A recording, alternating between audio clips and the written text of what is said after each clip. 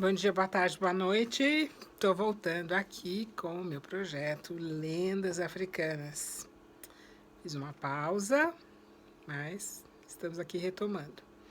E dessa vez eu vou contar um Itã que nós temos muitas variações desse Itã, que é o mito da criação.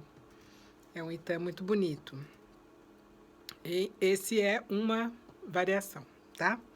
Então, Olorum, ou Olodumare, decide criar um mundo para os novos seres. E aí, para tal, ele convoca Oxalá e a ele entregou o saco da existência, chamado Apoiuá. O Deus Supremo, conhecendo todas as coisas, advertiu já Oxalá, seu primogênito, para procurar Orumilá, o Senhor da sabedoria e do destino, para que este lhe desse as orientações de como ter êxito nessa sua missão. Oxalá seguiu o conselho de Olorum e foi até Orumilá, o grande Oluo. E aí Orumilá consultou Ifá e apareceu um Odu chamado Egiobê. É o primeiro dos 16 Odu que nós temos. Orumilá então disse para Oxalá que ele iria ter muitas dificuldades e que ele estava sendo testado por Olorum e recomendou que antes de iniciar a sua missão, antes de partir, Oxalá fizesse uma oferenda a Exu. E nessa oferenda, ele precisaria ter uma corrente de 2.000 elos, 5 galinhas de 5 dedos em cada pé, 5 pombos e um camaleão. Ele também aconselhou a não ingerir nenhuma bebida alcoólica até ele terminar o trabalho. Oxalá, no entanto, muito vaidoso, prepotente, contestou Orumilá e questionou o diagnóstico daquele sábio, dizendo que ele, Oxalá, seria muito mais importante e mais velho que Exu. Razão pela qual, se Exu quisesse algo, que ele, Exu, fosse atrás de Oxalá nessa missão. E ele foi teimoso, pois ele esqueceu que Orumilá não erra. Ele foi prepotente por pensar que ele, Oxalá, era mais importante que Exu. E foi arrogante por esperar que Oxalá devesse explicações do destino a qualquer um. Ele deveria saber que ninguém pode ver o rosto de Orumilá, assim como não pode conhecer as razões do destino, E Oxalá foi negligente. Ele desdenhou da predição de Orumilá e partiu no cumprimento da sua missão, sem atender às predições. Não fez oferenda, não fez ebó, não fez nada. E aí, no caminho, ele encontrou Odudua, que nesse Itã é feminino, é uma mulher. E ele convida Odudua, então, para a missão. Mas Odudua não acompanha Oxalá de imediato, Justamente porque Oxalá não cumpriu as recomendações de Orumilá, não realizou os ebós, os rituais necessários à tarefa, então Odudua não acompanha Oxalá de primeira. Mas, mesmo assim, muito teimoso, Oxalá não deu ouvidos a Odudua e foi sozinho, até que encontrou Exu na via, chamada Onarum.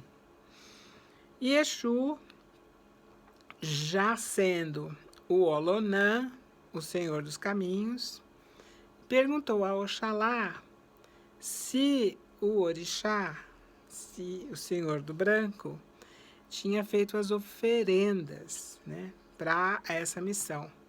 E aí Oxalá, muito superior, nem deu atenção a Exu.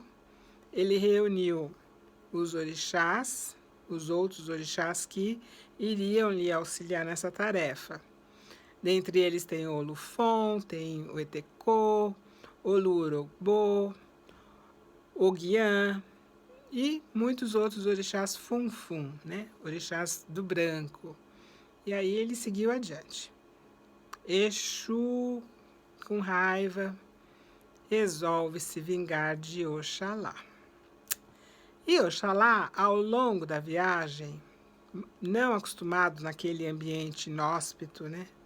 Ele começou a sentir sede. Ele parou ao pé de uma palmeira de dendê, um igiopuê, e aí fincou o seu cajado, o opachorô, no tronco dessa palmeira para beber da seiva dessa palmeira, o chamado vinho de palma, emum. Mas aí o que aconteceu? Como a bebida é fermentada, ela tem um teor alcoólico. E Oxalá acabou adormecendo, dormiu. Os orixás que estavam acompanhando Oxalá, eles ficaram sem saber o que fazer. Não conseguiram acordar Oxalá. Exu, então, pegou o saco da criação e levou de volta para as mãos de Olorum, para dizer para Olorum da falha de Oxalá.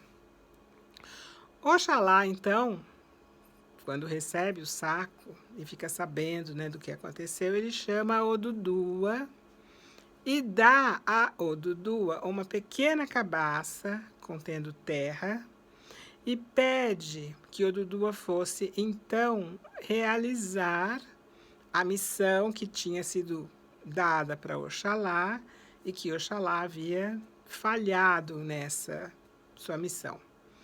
E aí Odudua também, Odudua não, Olorum mostrou para Odudua o lugar onde deveria ser criado o mundo, o Orum Akaxó.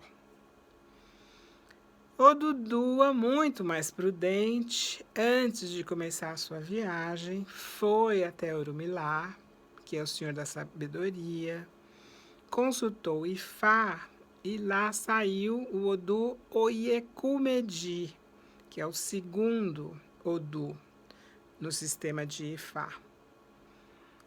E ali Orumilá orientou Odudua a fazer o mesmo ebó que antes tinha saído para Oxalá.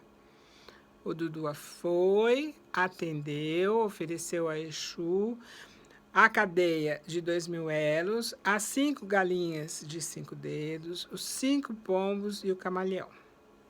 Exu, então, muito generoso, tentando mostrar generosidade, principalmente para com aqueles que o respeitavam, o respeitam até hoje, né?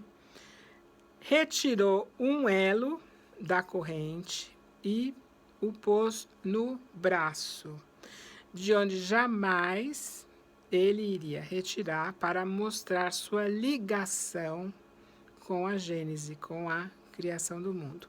E devolveu, então, para Odudua o restante da corrente e ainda devolveu uma galinha, um pombo e o camaleão, avisando que todos aqueles materiais seriam muito úteis para a criação do mundo.